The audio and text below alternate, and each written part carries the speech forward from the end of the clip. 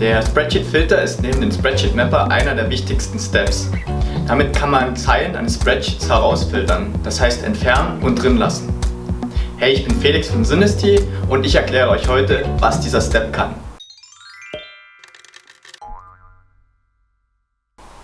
Den Spreadsheet-Filter kann man verwenden, um zum Beispiel Zeilen mit falschen Preisen, leeren Feldern oder sonstigen schlechten Daten zu entfernen.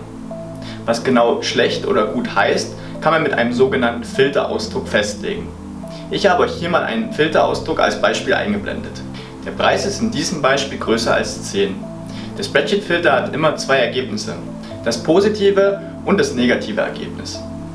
Das positive Ergebnis ist ein Spreadsheet mit den Zeilen, auf die der Filterausdruck zutrifft. Bei Preis größer als 10 wären das alle Produkte, bei denen der Preis mindestens 10 Euro beträgt. Das negative Ergebnis ist genau das Gegenteil, also alle Produkte, deren Preis kleiner gleich 10 Euro ist. Der Filterausdruck kann auch komplexer werden und mit und/oder kombiniert werden.